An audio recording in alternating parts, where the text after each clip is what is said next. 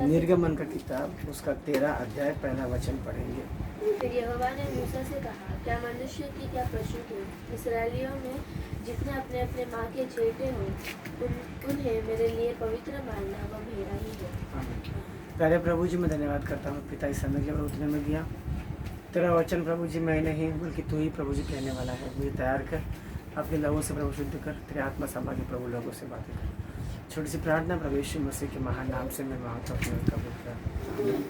पिता पुत्र पवित्र आत्मा तेरे प्रभु की आशीष तुम पर, तुम्हारे परिवार, तुम्हारे काम काजों पर सदा सर्वदा बनकर रहे। आमीन। 11 अध्याय में परमेश्वर ने कहा कि चेतावनी दी, मैं पहलेटों को मारूंगा। और 12 अध्याय में परमेश्वर ने मारा। हाँ, और मारने से पहले तुम क्या करना चाहिए करके कल के दिन में बताया। उसके बाद मारकर आज वे लोग निकल गए। वे लोग निकल तो गए, निकलते ही प्रभु ने उनको विधि बताना शुरू किया। और शुरुआत किससे की? तुम्हारे घर में सबसे पहला उठा मेरा, यानी परमेश्वर का। ये सबसे पहली बात है, सबसे पहला मेरा। उसका पहला आज्ञा भी इसी को सूचाता है, तेरा परमेश्वर यहोवा मैं ही हूँ, मुझे छोड़ कोई और प्रभु बोल के तू नहीं मानना। और ये तेरा पहला मेरा है, ये और वो आज्ञा दोनों सेम है। यानी प्रभु से ज़्यादा तुम तुम्हारे पहले बेटे को भी नहीं मानने का, या तुम तुम्हारे घर में किसी को भी इतना प्रभु से ज़्यादा नहीं मानने का। वो प्रभु का ही है, वो प्रभु को ही दे देने का। क्यों प्रभु पहले को मांगता है? सबसे पहली बात, क्योंकि पहलेटों से वंश चलता है। कभी बाप या माँ मर भी जाए तो घर का बड़ा बेटा बाप बन जाता है, घर का बड़ा बेटा माँ बन जाता है, घर का बड़ा बेटा परिवार चलाता है, घर अपने बाप और माँ के बाद घर का बड़ा बेटा जो है घर को संभालता है। तो अगर तुम पहलेटों को प्रभु के मार्ग पर चलना सिखाओगे माँ बाप बनकर, तो उसके बाद की पीढ़ी, उसके बाद की 3 पीढ़ी तक तो वो रहेगा, तो उसकी बाद की 3 पीढ़ी तक वो ही काम करेगा। यानी हूबहू प्रभु ने बोला वैसा, जो प्रभु ने सिखाया। जैसे कि अब्राहम, इसहाक, याकूब के पास से यूसुफ तक कैसा आया, और यूसुफ ने बोला कि तुम्हारी हमारा परमेश्वर तुम्हारा सूद ही लेगा। इस अध्याय में लिखा है कि मूसा ने यूसुफ की हड्डियों को लेकर चला गया, निकला, क्योंकि यूसुफ ने उनसे शपथ दिलवाई थी कि प्रभु आएगा और मुझे लेके जाओ। कैसे मालूम पड़ा? वो पहला उठा, वो पहला उठा, वो पहला उठा, उसको बोलते बोलते बोलते प्रभु का नाम उनमें से निकल नहीं गया। इसके लिए प्रभु का नाम तुम्हारे बीच में से न निकले। हर लड़का जो वंश चलाता है, हर लड़की और हर पहलौटा खास करके प्रभु के नाम के लिए वो जाना चाहिए, ताकि वो इस रास्ते से, कि कौन सा रास्ता, कि मैं यहोवा परमेश्वर हूँ, मैं तेरा परमेश्वर हूँ, मैं तेरे को चंगाई दूंगा, मैं तेरे खेत को सफल करूँगा, मैं तेरे हर काम को सफल बनाऊंगा। जो बोलता है वो परमेश्वर का नाम तुम्हारे पीढ़ी पीढ़ी चलता रहे। इतना ही नहीं, प्रभु कहता है मेरी बात कोई अगर नहीं मानेगा तो मैं 3 पीढ़ी तक सजा दूंगा, और जो मेरी बात मानेगा उनकी 1000 पीढ़ी को मैं करुणा करूंगा। तो वो एक अगर पहलौटा तुम्हारा बराबर चले, तुमने बराबर चलाएगा, तो उसकी करुणा कम से कम 1000 पीढ़ी तक मिलेगा। तो वो पीढ़ी में बने रहने के लिए प्रभु कहता है कि तुम्हारा पहलौटे पर हक मेरा है, ताकि वो मेरा नाम प्रचलित करे। तो हम सब एक्चुअली यीशु मसीह के पहलौटे हैं। तो इसीलिए प्रभु भोजन के पहले कुरिन्थी के अध्याय 11 अध्याय में लिखा है कि तुम मेरे स्मरण में ये किया करो, जब तक तुम प्रभु न आए तब तक प्रभु के मरण का स्मरण प्रचार करते रहो। ठीक है? तब तक प्रभु के मरण का, जी उठने का प्रचार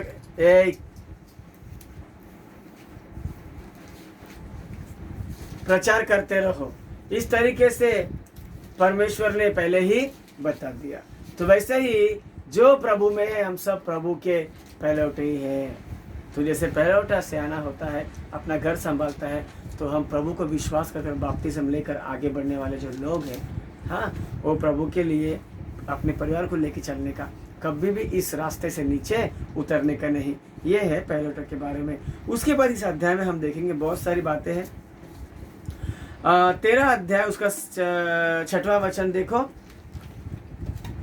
7 दिन तक अखमीरी रोटी खाया करना और 7वें दिन यहोवा के लिए पर्व मानना। 7 दिन तक अखमीरी रोटी खाया करना और 7वें दिन यहोवा के लिए पर्व करके मानना करके प्रभु का वचन कहता है। दोस्तों इस 7 दिन एक्चुअली बाइबल में बहुत जगह में है, आप लोगों को मैं बताने की ज़रूरत नहीं है, लेकिन एक बार मैं बताऊं। उत्पत्ति उसका 7वां अध्याय उसके 4थे वचन में, उत्पत्ति 7वां अध्याय उसके 4थे वचन में प्रभु नूह से कहता है, अब से लेके 7 दिन के बाद मैं जल प्रलय लेके आऊंगा। हाँ, यानी प्रलय के 7 दिन पहले प्रभु नूह को बोलता है कि मैं आज से लेके 7 दिन के बाद प्रलय लेके आऊंगा। तो ये 7 दिन क्या है? तैयारी है, ताकि तुम किसी मुसीबत में ना पड़ो। ताकि चाहे वो मुसीबत दुनिया से आए, चाहे वो मुसीबत शैतान से आए, चाहे वो मुसीबत प्रकोप बन के प्रभु के पास से आए, तुम उस किसी मुसीबत में ना पड़ो। तो तुम क्या करो? तैयारी करो। वैसे ही निर्गमन का किताब उसका 8वां अध्याय हमने ध्यान किया 8वें दिन में। निर्गमन का किताब उसका 8वां अध्याय उसका पहला वचन में भी देखो क्या लिखा है। तब यहोवा ने फिर मूसा से कहा, फिरौन के पास जाकर कहे, हाँ, यहोवा तुझसे इस प्रकार कहता है, मेरी प्रजा के लोगों को जाने दे, जिससे वे मेरी उपासना करें। हाँ, परंतु यदि उन्हें जाने न देगा तो सुन, मैं मेंढक भेजकर तेरे सारे देश को हानि पहुंचाने वाला हूँ, और नील नदी मेंढकों से भर जाएगी, और वे तेरे भवन में और तेरे बिछौने पर और तेरे कर्मचारियों नहीं, ये तेलुगु में लिखा है, यहोवा 7 दिन के बाद मोशे को बोला कि तू फरो के पास जा, ऐसा लिखा है 8वां अध्याय पहला वचन में। ओके, तो ये 7 दिन जो है वो तैयारी है। हाँ, हाँ, परमेश्वर 7 दिन के बाद मूसा को बोलता है कि तू फिरौन के पास जा। ये 7 दिन जो है तैयारी की होती है। दोस्तों 7 दिन तो परमेश्वर ने कार्य किया, मगर हमें तैयारी करने का है।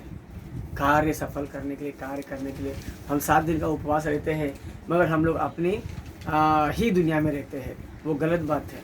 हम लोग ध्यान से, जैसे अखमीरी नहीं लगनी चाहिए, ठीक है, अखमीरी होनी चाहिए परंतु खमीरी नहीं होनी चाहिए। खमीरी यानी क्या बोलते हैं, एक खट्टापन, ठीक है, एक खट्टापन, और वो आटे में खट्टापन बहुत जल्दी पकड़ता है। तो वो खट्टापन लगने के पहले तुम क्या करो? बना लो और निकल जाओ। यीशु परमेश्वर ने कल के अध्याय में इस्राएल लोगों को इतना फटाफट किया, निकलो, जल्दी निकलो, जल्दी निकलो, जल्दी निकलो। वो जो आटा गूंदा है वो कपड़े में लेके निकल जाओ, उसमें खमीरी नहीं आनी चाहिए, आने के पहले ही निकल जाओ, फटाफट फटाफट निकल जाओ। वैसे ही जब फिरौन ने भाइयों से बात करता था कि इब्री स्त्री जब भी आएंगे डिलीवरी के लिए, तब अगर लड़का है तो मार डालो। वो लोग बोलते हैं हम जैसे नहीं है, ये स्त्री बहुत बहुत चतुर है, बहुत फुर्तीले है, हमारे आने के पहले वो बच्चा को जान लेती है। जैसे हमारा परमेश्वर फुर्तीला है, काम करने में फटाफट फुर्तीला है, वैसे ही हाँ उनके लोग भी फुर्तीले हैं। दोस्तों मूसा भी फुर्तीला है, जैसा बोला वैसा गया आया, वैसे हमें भी 7 दिन तैयार रहकर हमें फुर्तीला बनना चाहिए। वैसे ही 13 अध्याय उसके 8वें वचन में प्रभु बोलता है, तेरे बेटे को ये सब बात बोलना कि प्रभु ने तुझे किस तरीके से लेकर। पढ़ो 8वां वचन पढ़ो। और उस दिन तुम अपने अपने पुत्रों को यह कहकर समझा देना कि यह हम उसी काम के कारण करते हैं जो यहोवा ने हमारे मिस्र से निकल आने के समय हमारे लिए किया था। तुम्हारे बेटे को, उसका दोस्त, उसका कोई भी दिमाग खराब करने से पहले ही उसको तुम समझा दो पहले कि ऐसा ऐसा है भाई, अपने वैसे चलने का है करके पहले ही बोल दो।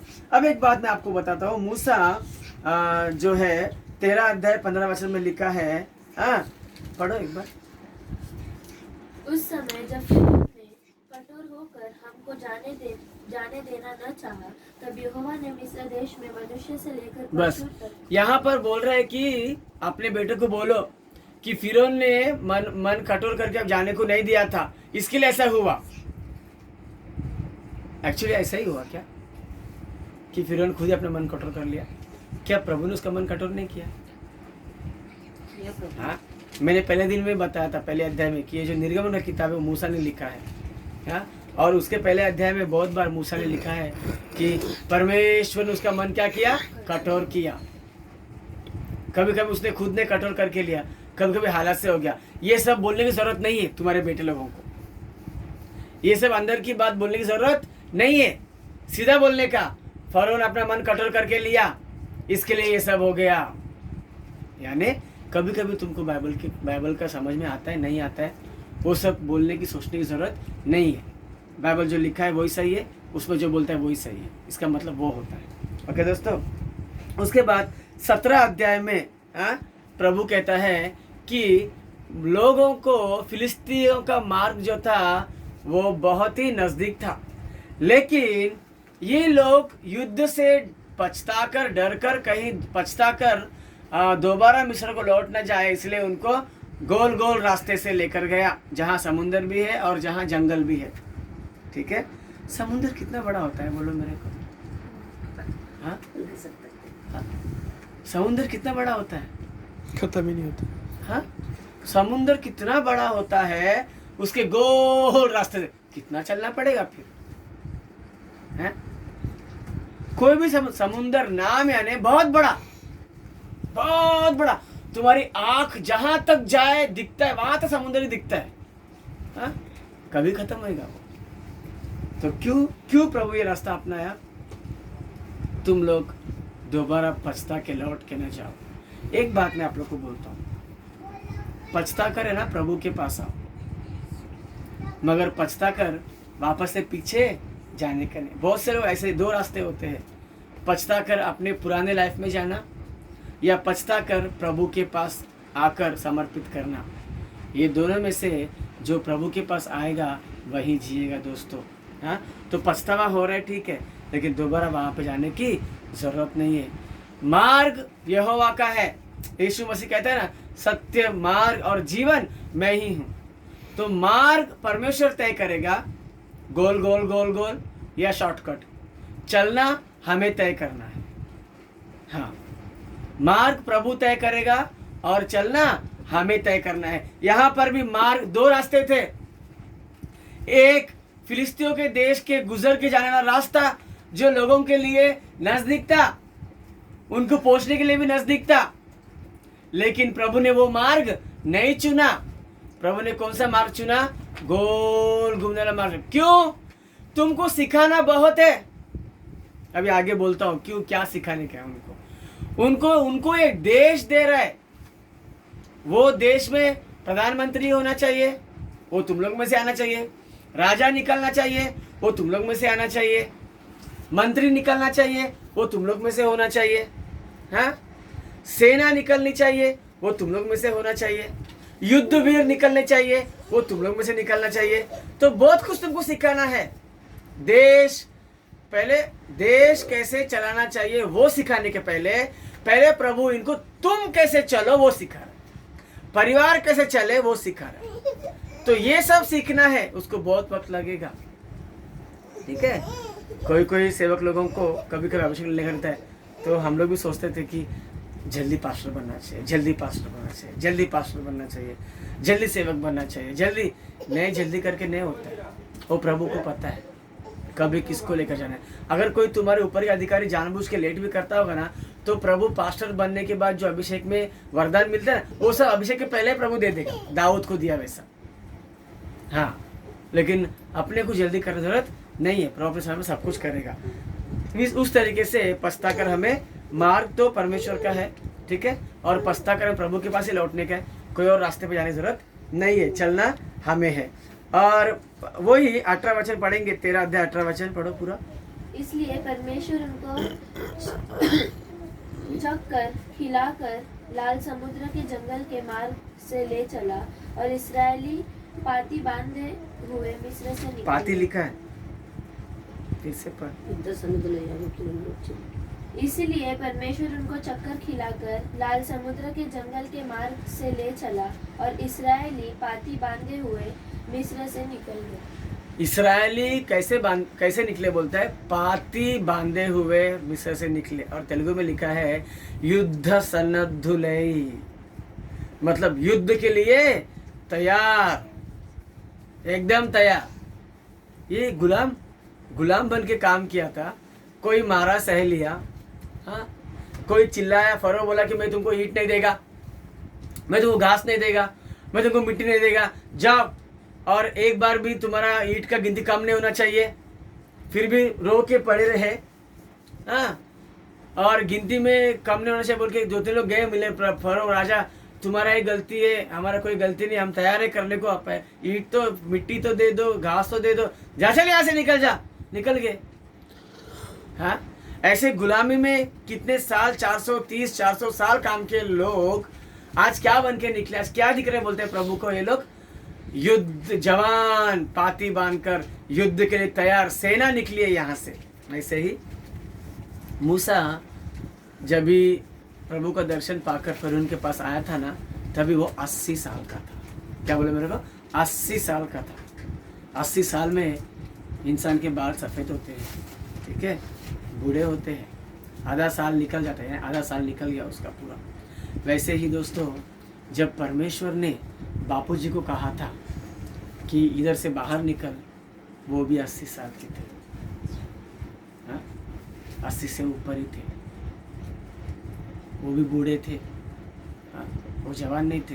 परंतु प्रभु उनको क्या बोल रहा है, परंतु प्रभु उनको बोल रहा है, सेनाओं का युवराज जैसे बाहर निकल। बूढ़ा राजा होता है क्या, हाँ? तुम्हारे नजर में कैसे भी हो, लेकिन प्रभु तुमको इस्तेमाल करेगा। प्रभु को दिख रहा है सेनाओं के लिए राजा बनकर बाहर। सेना किधर से, तभी बाइबल में तैयार हुआ ही नहीं था, तो सेना किधर है, हाँ? बोलते सेनाओं का राजा की तरह बाहर निकल। सेना कुछ भी नहीं था, वो अकेला ही था, लेकिन प्रभु को मालूम है सेना आगे बनाएगा प्रभु, और बनाया। आप देखते हो कितने लाख लोग बाइबल मिशन में इस साल के पहले साल में, शायद लगता है मेरे को, बारिश हुआ था, हाँ, तभी सभी लोग निकल गए रास्ते में। कितनी सेना थी, अपने को खुद को गुस्सा आया, अरे शी इतना गर्दी, बाप रे कैसे जाएंगे, क्या क्या कर रहे हैं करके। इतना सेना प्रभु ने दिया। आज सेना नहीं है, परंतु प्रभु बोल रहा है तो विश्वास करो, पूछो मत, सेना नहीं है किधर है। अब्राहम का बेटा भी पूछता है, उसके बाप को सवाल करता है, पिता आग है, लकड़ी है, हाँ, चाकू है, तलवार है, सब कुछ है, बलि पशु किधर है, हाँ, किधर है। तो वो बोलता है यहोवा यीरे। वो ये भी नहीं बोला कि तू है करके, प्रभु देख लेगा। देखो, विश्वासी लोगों की जुबान है ना, सच होती है। उसने बोला प्रभु देख लेगा, सच में प्रभु ने देख लिया। तो जो भी मसीह में चलते हैं, अपने मुंह को, जुबान को काबू में रखेंगे ना, वो जो बोलेगा वो होगा। ये प्रभु की ओर से आज्ञा है, और वैसा ही होता है। तो बापू जी को प्रभु ने बोला सेनाओं के लिए राजा के समान बाहर निकल। वो आया, आज उससे सवाल नहीं किया सेना किधर, मैं अकेला है, नहीं, ठीक है, वो आ गया।